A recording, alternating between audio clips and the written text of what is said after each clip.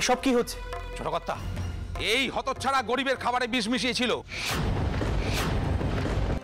আমায় এই অভয় কর্তা বলেছিলেন। এতদিন ধরে শত চেষ্টা করো, আমি তোমাকে পাল্টাতে পারলাম না। সত্যি আমারই হার হলো। আমি তোমাকে আর কিচ্ছু বলবো না। আমি আমার ভুল বুঝতে পেরেছি। এটা ঠিক যে আমার রাগ বেশি, তেজ বেশি, হিংসাও বেশি। তবে এটাও ঠিক, আমাদের দুজনের শরীরে এই মার বংশের রক্ত বইছে। হয়তো মতের মিল হবে না, কিন্তু আমরা এই বংশেরই থাকব। রক্তের বন্ধন তো ছেঁড়া যায় না। আপনাকে বলছি ভুটান, যদি পারেন তো সব ভুলে যাবেন।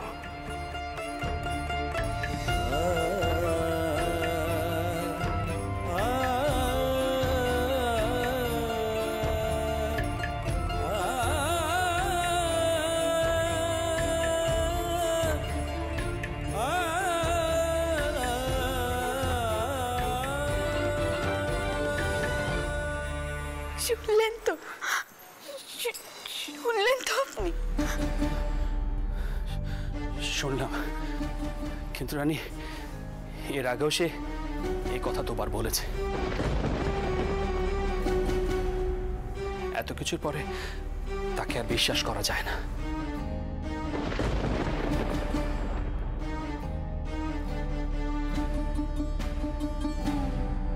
সে নিজেই আমার বিশ্বাস ভেঙেছে রানী, আমার বিশ্বাস ভেঙেছে।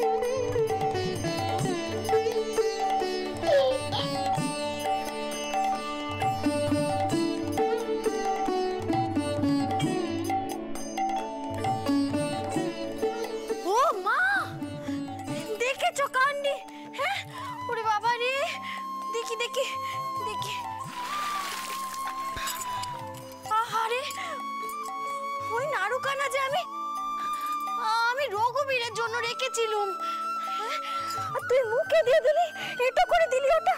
হ্যাঁ আচ্ছা, অত বড় নাড়ু কি তোর মুখে ঢোকে? এইটুকু একখানা মুখ। আগে তুই বড়, তারপর তোর জন্য বড় বড় নাড়ু নিয়ে আসবো, কেমন?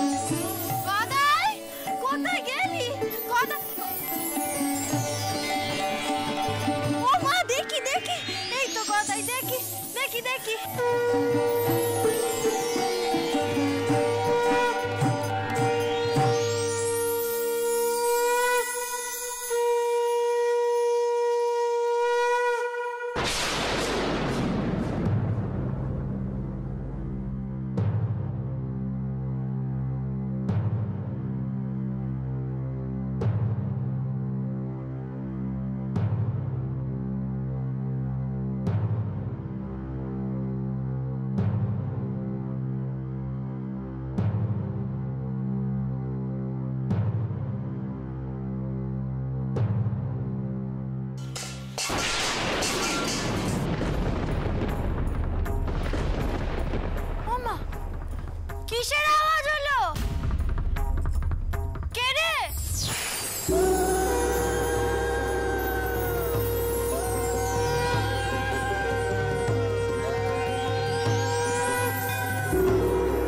কি হলো? সারা দেখছিস না কেন? কে?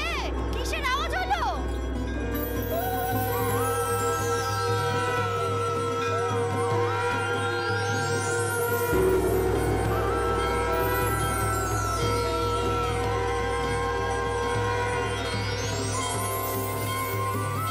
সারা দিচ্ছিস না কেন? দেখ কিসের আওয়াজ হলো? হ্যাঁ কি? ও মা, বাসনগুলো এখানে এখানে কি করে পড়লো? দেখ, এ নিশ্চয়ই ওই গদাইয়ের কাজ। কিন্তু এই বাসন ফেলে দিয়ে গদাই গেল কোথায়? হ্যাঁ? গদাই, গদাই!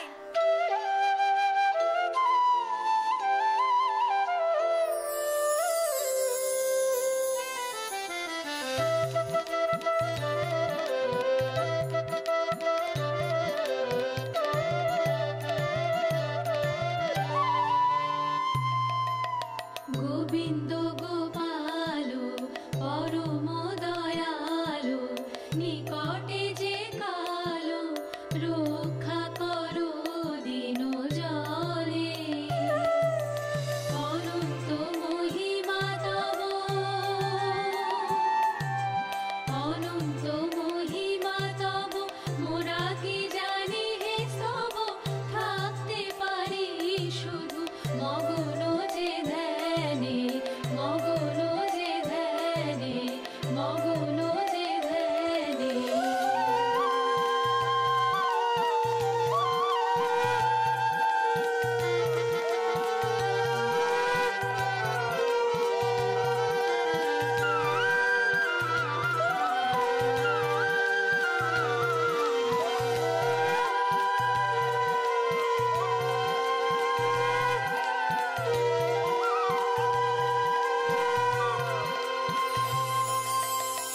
জন্ম মলিন মতি নাহি তব পদে মতি আজন্ম মলিন মতি নাহি তব পদে মতি দাও গতি যদুপতি নিজ গুণে নিতান্ত কাতর হয়ে ডাকি প্রভু তোমায় করো তুমি করো কৃপা অকিঞ্চনে হরিনাম সুধা রসে মজরে রসনা কৃষ্ণ নাম শ্রবণে ঠাকুরে মগনা হরিনাম সুধা রসে মজরে রসনা কৃষ্ণ নাম শ্রবণে ঠাকুরে মগনা ঠাকুরে মগনা ঠাকুরে মগনা হরিনাম সুধা রসে মজরে রসনা হরিনাম সুধা রসে মজরে রসনা হরিনাম সুধা রসে মজরে রসনা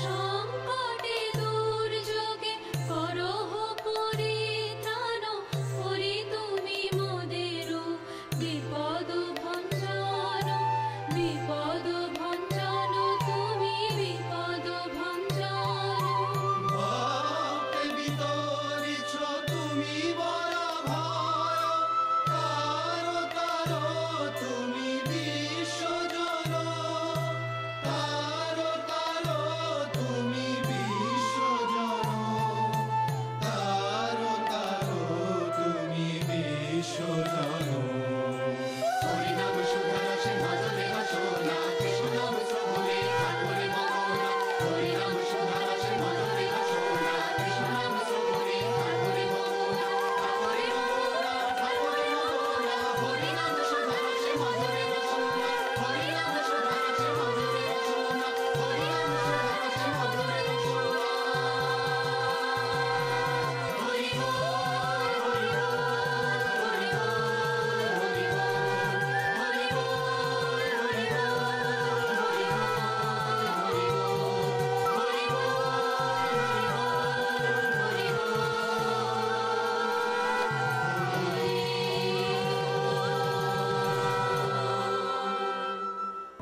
কই গো মা, দুটো ভিক্ষে পাবো নাকি? ওই গো মা, দুটো ভিক্ষে পাবো নাকি? আসছি গো আসছি, এই তো এসে গেছি।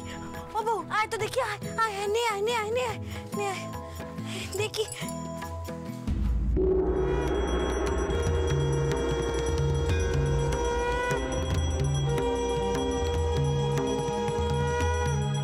ও মা, গদাই যে, তুই সকাল থেকে এই করছিলি নাকি? আর এদিকে আমি ভেবে মরছি। হ্যাঁ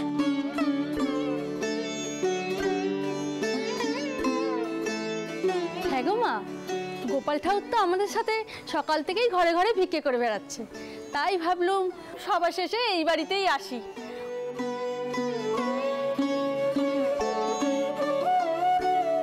দেখেছো কান্ডি? হ্যাঁ, সকাল থেকে নাওয়া খাওয়া ভুলে তুই ওই বষ্টমীদের সঙ্গে মাদুকরি করছিলি।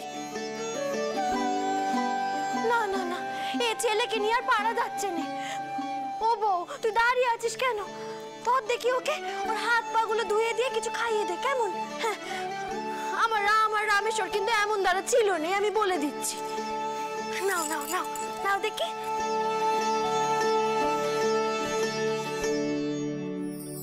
জয় গো, জয় নিতাই, জয় গৌর, জয় নিতাই। আমরা আসি গো ঠাকুর, তুমি কিন্তু আমাদের আখড়ায় আবার আসবে। তুমি যখন আমাদের আখড়ায় আসো, আমাদের আখড়া তো শ্রী বৃন্দাবন হয়ে যায় গো। হরি বল, হরি বল, হরি বল, হরি বল, হরি বল, হরি বল। এসো এসো ঠাকুর, ভালো করে হাত পা ধুয়ে এবার মুখে কিছু দাও দেখি। খুব খিদে পেয়েছে নিশ্চয়। হ্যাঁ রে গদাই, এই পাঠশালায় যাবার নামে তুই তো কত কি বাহানা দেখাস।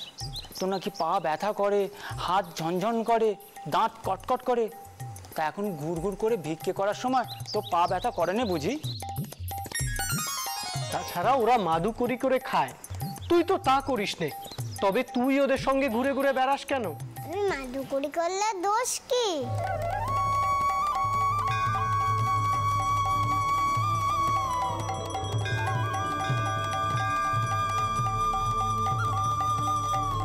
বৈষ্ণবী দিদিদের ঘরে তো কত ধন আছে, তবু তো তারা মাদুকরি করে। শোনো কথা বলি ঠাকুরপো, তুমি আবার বৈষ্ণবীদের আখড়ায় কি ধন রতন দেখলে শুনি? কেন, বৈষ্ণবী দিদিরা তো বলে নাকি সেটা ধন পেয়েছে, তারা নাকি প্রেম ধনে ডুবে আছে। যাদের ঘরে এমন দামি ধন আছে তারাও তো মাদুকরি করে গো। নাও এবার উত্তর দাও। বুঝেছো বাপু, আমার গদাইয়ের কাছে রাজার ফকিরের কোনো ভেদাভেদ নেই গো।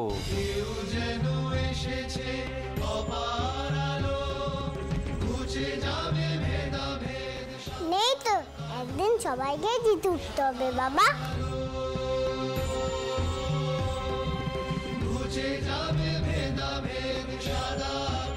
তখন কে বা রাজা, কে বা ফকির?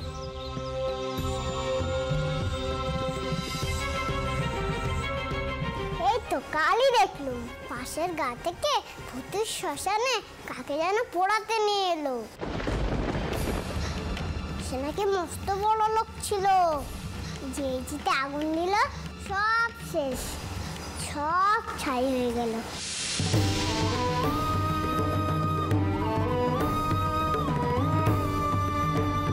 আর জমি জিরে টাকা পয়সা কিছুই তো নিয়ে গেল না।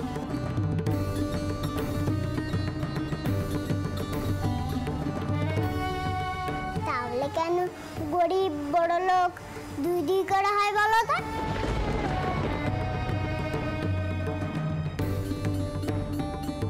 তাহলে মানুষ টাকা টাকা করে মরে কেন বলো তো?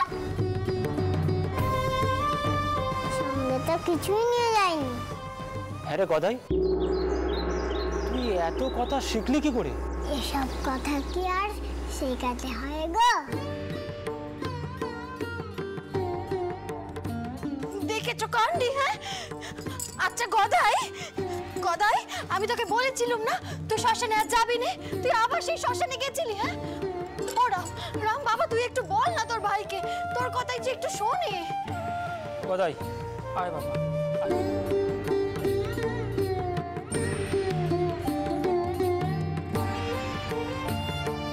বস।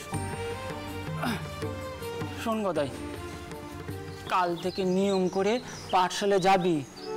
লেখাপড়া না করলে বড় হয়ে খেতে পর্যন্ত পারবি না, শেষে তোকে ভিক্ষে করতে হবে। আর বাবা বলছি আপনি ওকে আশকারা দেবেন না। গুরুমশাইরা বলেছেন ও পাঠশালায় যায় না, আর গেলে ছেলেদের সঙ্গে খেলে ধুলে ফিরে আসে। গদাই শোন, ব্রাহ্মণ ঘরের ছেলে, তুই তো আর মাছ ধরতে, দাঁড় বাইতে বা তাঁত বুনতে জানিস নে।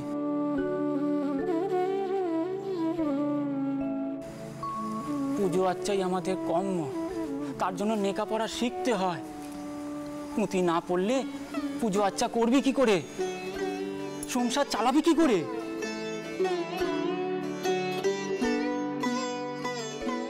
ফলা এনেছো বুঝি, দাও খাইয়ে দাও।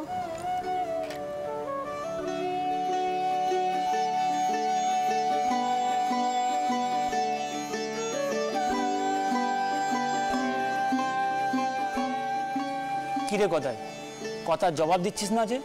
কাল থেকে লেখাপড়া করবি তো? ওকে এবার একটু খেতে দিন তো, সকাল থেকে কিচ্ছুটি খাইনি। করবো বাবু করবো, অত বকাবকি করলে কোনো কাজ হয়?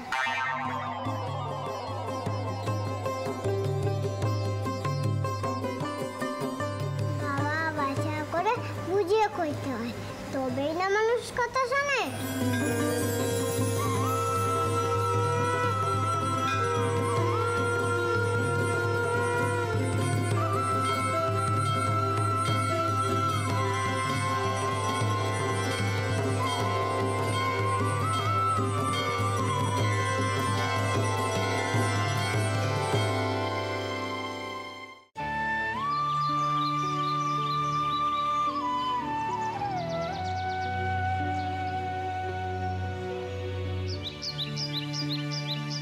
ছোট কর্তা, যাত্রারম্ভের আগে এখন একটু সময় আছে।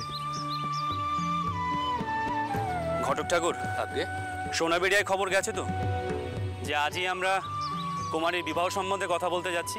অবশ্যই ছোট কর্তা, ওনারা তো সবাই অপেক্ষা করে রয়েছেন। কিন্তু ঘটক ঠাকুর, সোনাবেড়ের চৌধুরীদের বংশমর্যাদা আমাদের চেয়ে বেশি। তারা পদবি পেয়েছিলেন চৌধুরী। এই বিয়েতে কি তারা রাজি হবেন? এসব কি বলছেন ছোট কর্তা? কেন রাজি হবেন না? আমাদের কুমারী মায়ের মতন বউ কি তারা সহজে কোথাও পাবেন?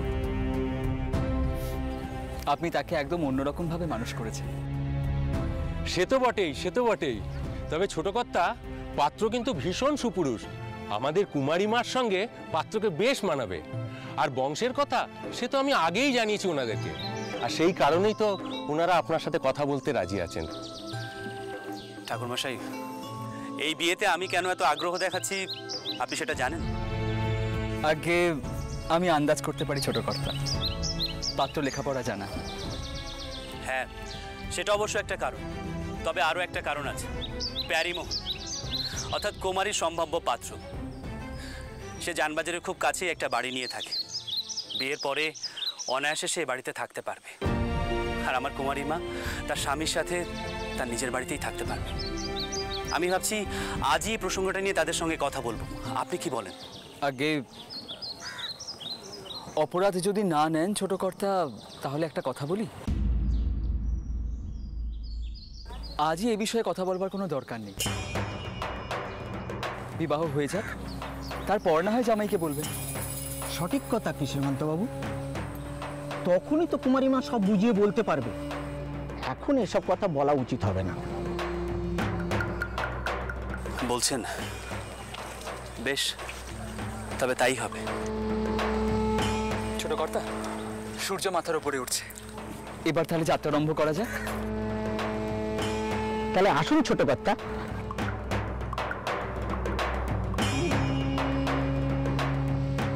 যেন একটা সুখবর নিয়েই ফিরতে পারি।